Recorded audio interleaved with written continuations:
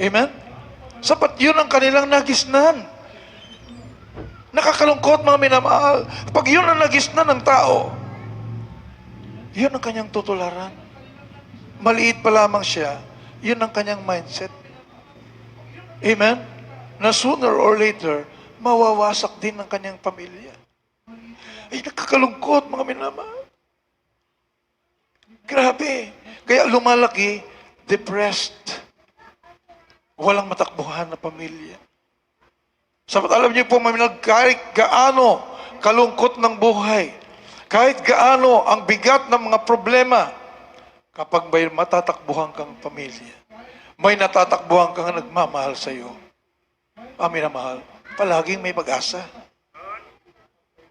Pero kung wala na, saan ka kukuha ng pag-asa?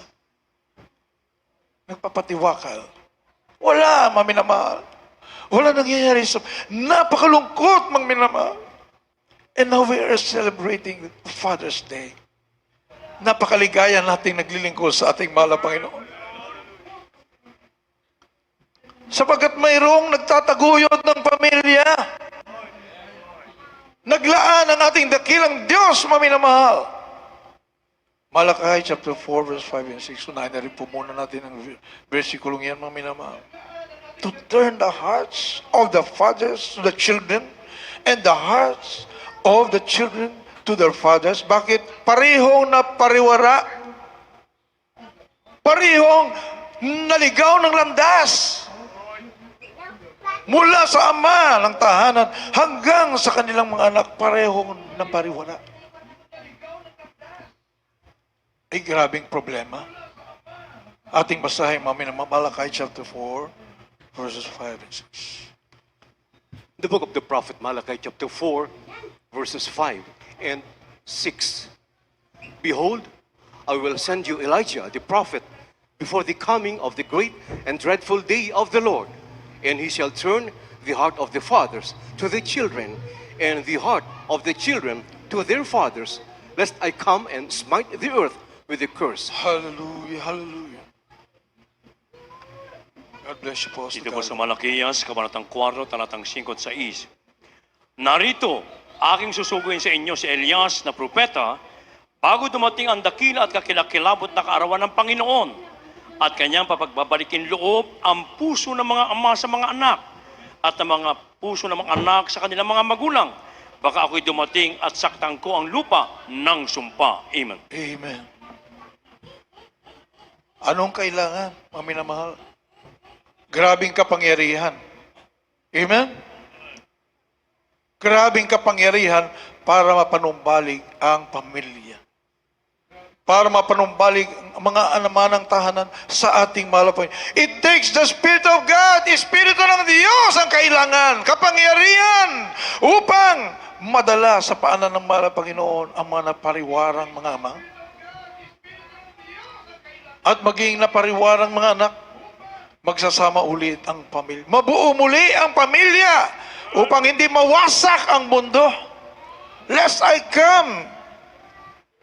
Ang sabi po sa balak ko sa kasulatan, bago ko wasakin ang mundo, ang sabi ng ating mahal Panginoon, before the great tribulation sets in, malapit na minamahal.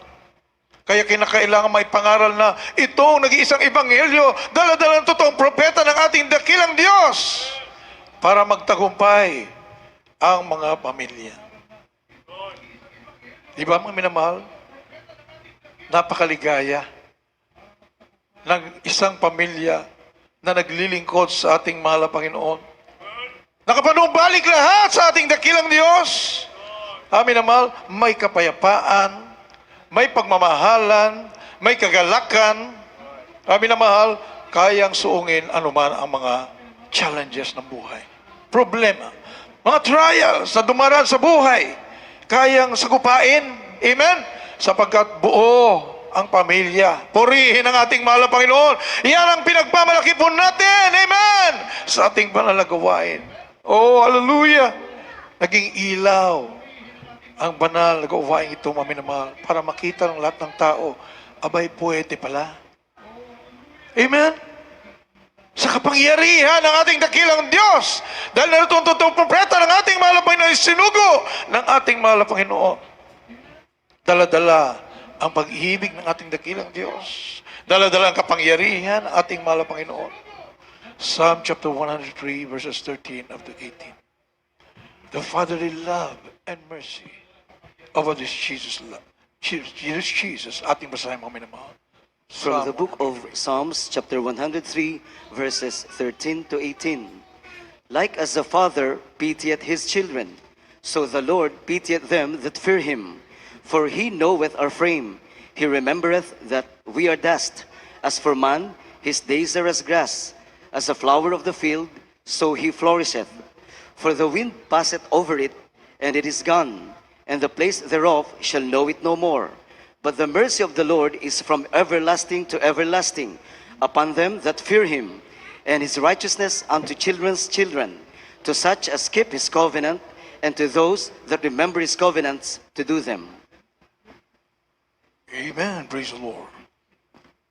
Dito po sa mga awit 103, versikulo 13 hanggang 18. Kung paano ang Ama ay maawa sa kanyang mga anak, gayon naawa ang Panginoon sa kanilang natatakot sa Kanya. Sapagkat nalalaman niya ang ating anyo, kanyang inaalala tayo, alabok. Tungkol sa tao, ang kanyang mga karawan ay parang damo. Kung paano namumulaklak ang bulaklak, sa parang ay gayon siya. Sapagkat dinadaanan ng hangin at napaparam.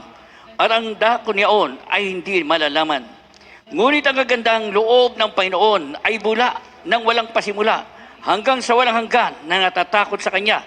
At ang Kanyang katuwiran ay hanggang sa mga anak ng mga anak. Dito po sa 18, sa gayon nag-iingat ang Kanyang tipan at sa nagsisialaala ng Kanyang mga utos upang gawin. Amen. Amen. Ang isang ama ay talagang maawain sa kanyang mga anak.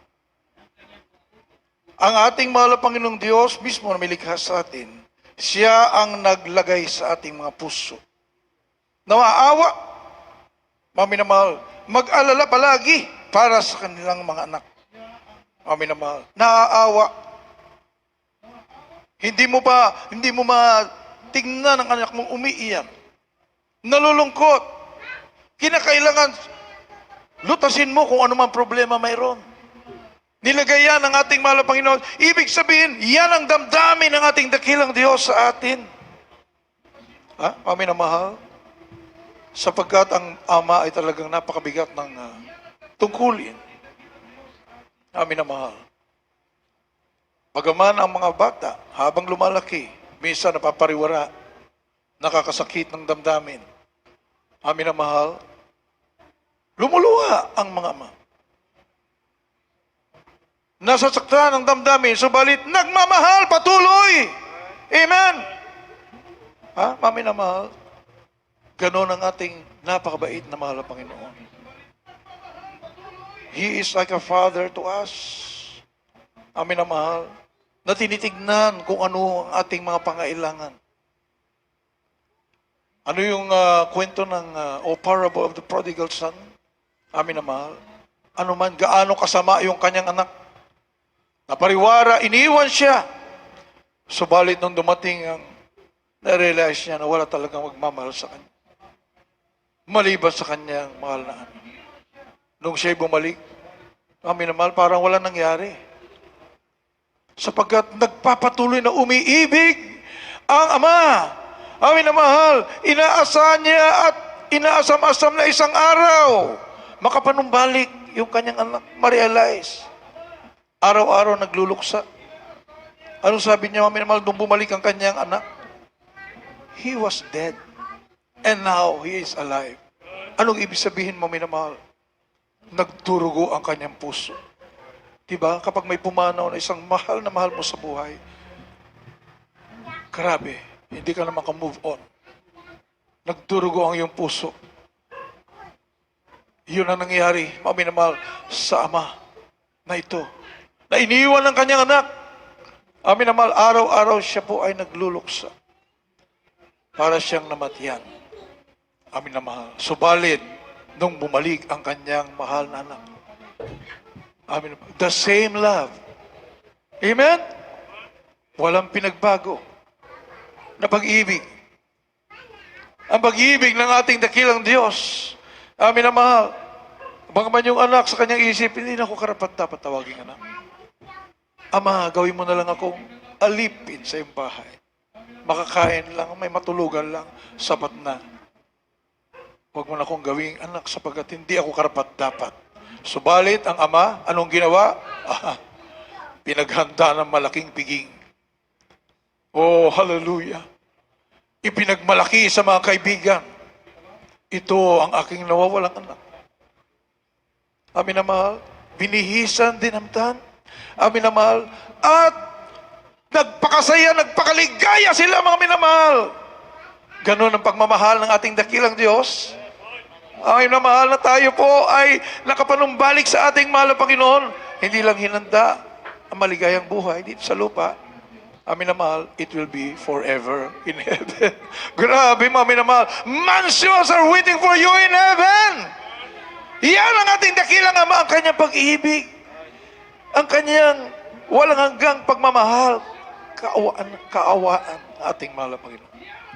Kaya, come to think of it, mamin, araw-araw, sabi nga, His love is everlasting. His mercy endureth forever. Ibig sabihin, bawat minuto pala, naaawa ang ating mahal na Panginoon sa atin. Kapag may problema ka, hindi ka nag-iisa pala.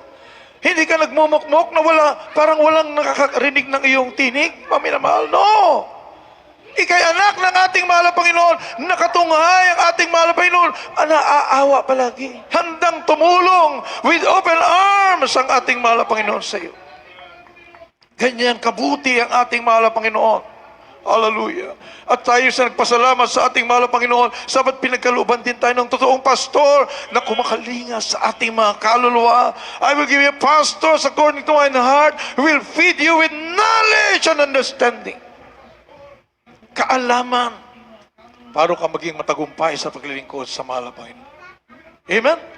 Jeremiah 3:15, amin na mahal. At sunod po natin sa 2 Corinthians chapter 5, verse 14, sinilid sa puso ng tigapangalaga ng ating mga kaluluwa na mahal ang dalisay na pag-ibig. Anong ipapakain? Yung iyong mapakinabangan sa iyong lakad patungo sa ating mahal na Panginoon. Na ikaw ay maging matagumpay sa iyong paglilingkod sa ating mahal na Panginoon. Na anumang pagsubok dumating sa iyong buhay, amin na mahal, hindi ka matutumba sapagkat aalalayan ka ng kanang kamay ng ating mahal na Panginoon. Isaiah. Ating muna basahin yan, mga minamahal. Saan po natin mamaya Isaiah 43:10. Napakainam, mga minamahal. Basahin po natin. The book of the prophet Jeremiah, chapter 3, verse 15. And I will give you pastors according to mine heart, which shall feed you with knowledge and understanding. The second book of the Corinthians, chapter 5, verse 14. For the love of Christ constraineth us, because with us judged that if one died for all, then we're all dead. Hallelujah, hallelujah. Dito po sa aklat ni Propeta Isaias, Kabanatang 3. Jeremias, Kabanatang 3, talatang 15. At bibigyan ko kayo ng mga pastor ayon sa aking kalooban, nakakandili sa inyo ng kaalaman at unawa. Dito po sa 2 Korinto, Kabanatang 5, talatang 14. Sapagkat ang pag-ibig ni Kristo ay pumipilit sa amin, sapagkat ipinasisiya namin ang ganito na kung ang isa ay namatay, dahil sa lahat, kung gayoy, lahat ay nangamatay. Mga minamahal, di man tayo kaano-ano. Amen? Nang ating kagalang-galang, minamahal pastor, minamahal isang pastor, hindi tayo kadugo. Bagaman tayo kapwa Pilipino, pero hindi tayo kaano-ano. Di ba may minamahal? Kalimitan, ang iyong kalinga o pagmamahal nakakiling sa iyong mga loved ones. Amen? Yun naman talaga mga minamahal eh. kalimitan, ang number one sa atin, maminamahal, mahalaga, yung ating mga mahal sa buhay. Amen? Subalit, tignan niyo po at obserbahan niyo po ang pangyayari. Ang ating minamahal, ginagalang mga pastor, minamahal, ginagalang sa pastor, ang minamahal, na-extend ang pamilya. Amen? Lumampas. Ang minamahal, ang pagkalinga. Mind you, mga minamahal, hindi lang basta pagkalinga. Inulit ko nga po, mga minamahal, kaya nga dumami ang mga workers. Mga minamahal, dahil sa grabing pag-ibig, kinukop-kop ang mga gustong maglingkod sa ating mahal na Panginoon na hindi makapaglingkod ng maayos sa mahal na Panginoon sapagkat grabe ang pag-uusig sa labas. Kapag nagsimula ka na maglingkod ng ayon sa kalooban ng ating mahal na Panginoon, halos itakwil ka na ng iyong mga pamilya. Halos isuka ka na nalipunan sapagkat kakaiba na ang iyong lakad. Banal ka na. Amen? Ayaw mo na magkasala. Ayaw mo nang sumama sa maruruming pamumuhay. Kaya wala ka na mapuntahan. Amin na mahal. Subalit, pagdating sa pastoral house, open arms. Ang ating beloved and honorable parents. Kaya na-extend. Amen. The love of Christ constrained us. Kupkupin para lahat na, pakainin, damitan, amin na mahal. Lahat, turuan. Amin na mahal, paano lumakad ng matuwid?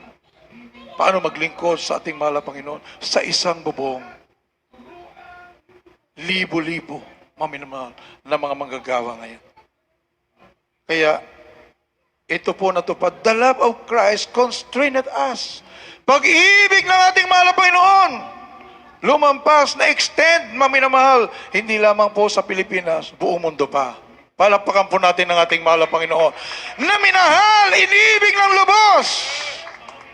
Even between life and death. Hallelujah. Ganong uri ng panalangin para maabot ang lahat ng tao sa buong mundo. May pangaral ng isang ebanghelyo. 1 Thessalonians chapter 2 verse 8 and 10. Marubdob na pag-ibig, hindi lang basta pag-ibig. Anong pag-ibig? Hindi sa salita. Pag-ibig sa gawa, sa buhay. Ating basahin mga minamahal, 1 Thessalonians chapter 2 verses 8 up to 11. From the book of 1 Thessalonians chapter 2 verses 8 to 11. So, being affectionately desirous of you, we were willing to have imparted unto you, not the gospel of God only, but also our own souls, because you were dear unto us. For ye remember, brethren, our labor and travail, for laboring night and day, because we would not be chargeable unto any of you. We preached unto you the gospel of God. Ye are witnesses, and God also, how holily and justly and unblameably we behaved ourselves among you that believe, as you know how we exhorted and comforted and charged every one of you as a father doth his children. Amen. Praise the Lord. God bless you po. Dito po sa Unang Tesalonica, Kabanatang 2, 8 hanggang 11. Gayun din kami, palibhasa maggiliw, na pag-ibig sa inyo ay kinalugdan namin kayo'y bahaginan, hindi lamang ng Ebanghelyo ng Diyos, kundi naman ng aming sariling mga kaluluwa. That's right. Hallelujah. Sapagkat kayo naging lalong mahal sa amin. Sapagkat inaalala ninyo, mga kapatid, ang aming pagpapagal at pagdaramdam. Aming ngang ipinangaral ang Ebanghelyo ng Diyos na kami ay gumagawa gabit araw upang huwag kaming maging isang pasanin sa kanino man sa inyo. Kayo'y mga saksi at ang Diyos man, kung gaanong pagkabanal at pagkamatwid at pagkawalang kapintasan ang inugali namin sa inyong nagsisampalataya. Gaya ng inyong nalalaman kung ano ang inugali namin sa bawat isa sa inyo, na gaya ng isang ama sa kanyang sariling mga anak, na kayo'y inaaralan at pinalalakas ang loob ninyo at nagpapatutuo. Amen. Minamahal, not the gospel only, but our very own souls. Buhay mismo. Hindi lang pinapangaral, kundi buhay mismo. In fasting and prayer. Crying day and night. para ang mga kapatiran ay maperpekto at para ang mga tao ay madala sa paanan ng ating mahal na Panginoon. Gano'ng kahirap mga minamahal. 2 Corinthians chapter 5 verse 20, isinusuot ang kalagayan ng ating mahal na Panginoon to reconcile the world to the Lord. Amin na mahal, para muli makapanumbalik ang lahat sa ating mahal na Panginoon. Sinong kagawa yan mga minamahal? Kundi yung kinasiyahan lamang ng grabing pag-ibig ng ating mahal na Panginoon. Ikalawang Korinto, Kapitulo 5, 20. Second book of the Corinthians, chapter 5, verse 20. Now then, we are ambassadors for Christ, as though God did beseech you by us. We pray you in Christ's stead, be ye reconciled to God. Ikalawang mga taga-Korinto, Kapitulo 5, versikulo 20. Kami ngay mga sugo sa pangalan ni Kristo, nawari na mamanhik ang Diyos sa pamagitan namin. Kayo pinamanikan namin sa pangalan ni Kristo na kayo makipagkasundo sa Diyos. Amen. Yan mga minamahal ang trabaho. Hindi mo maarok mga minamahal, hindi mo ma-imagine why. Mga minamahal.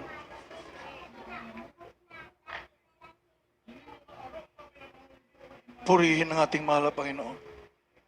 Hindi natin maisip, ba't kinakailangan gawin ang ganitong sakripisyo? Hindi nyo ba naman minamahal? Kamangha-mangha ang pag-iibig ng ating dakilang Diyos. Amin na mahal. At ano mong sabi sa Isaiah chapter 61? Verse 3. From the book of Isaiah, chapter 61, verses 1 to 3. The Spirit of the Lord God is upon me, because the Lord had anointed me to preach the good tidings unto the meek.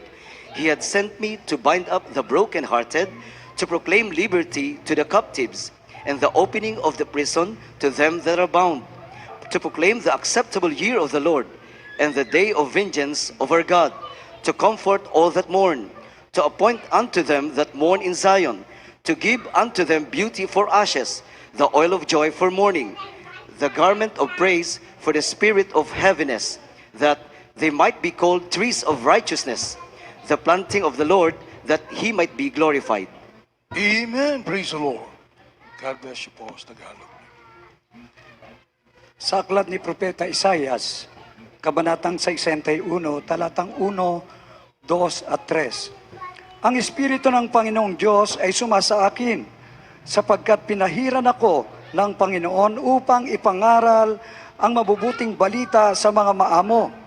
Kanyang sinugo ako upang magpagaling ng mga bagbag na puso, upang magtanyag ng kalayaan sa mga bihag, at magbukas ng mga bilangguan sa mga nangabibilanggo, upang magtanyag ng kalugod-lugod na taon ng Panginoon at ang kaarawan ng paghihiganti ng ating Diyos, upang aliwin yaong lahat ng mga nagsisitangis, upang iukol sila na nagsisitangis sa Sion, upang bigyan sila ng putong na bulaklak na kahalili ng mga abo, ng langis ng kagalakan, nakahalili ng pagtangis, ng damit ng kapurihan, nakahalili ng kabigatan ng loob, upang sila'y matawag na mga punong kahoy ng katwiran na pananim ng Panginoon upang siya'y luwalhatiin. Praise the Lord. Palapakan po natin ang ating mahal na Panginoon. Trees of righteousness. Amin na mahal. Tinanim ng ating mahal na Panginoon sa magitan ng totoong propeta ng ating dakilang Diyos. Amin na mahal. Trees of righteousness. Ano po ang naging kalagayan niya? From a life of defeat to a life of power and victory. Amen? From a life of sorrow, puro kadungkutan. Ngayon, punong-puno ng kagalakan. From a life of poverty, kahirapan, grabe, mga minamahal. Ngayon, pinagpala. Purihin ang ating mahal na Panginoon. Wala nang pag-asa. Ngayon, matatag ang pananampalataya. Punong-puno ng pag-asa. Purihin ang ating mahal na Panginoon mula sa lusak ng kasalanan. Maruming pamumuhay. Ngayon, matuwid na pamumuhay sa harapan ng ating mahal na Panginoon. Tayo pong lahat ay tumayo, mga minamahal. Lubos po tayong pinagpala sa lahat ng pinagpala. Mayroong tunay na halimbawa, perfect example of what a father should be. He mirrors the heart of our dearest loving God, our beloved world pastor. At ngayon, sumusunod sa halimbawa ng propeta ng ating mahal. Lahat ng mga ama ng tahanan na inaralan sa Jesus Miracle Crusade International Ministry. Purihin ang ating mahal habang maawit po tayo. Hallelujah, hallelujah.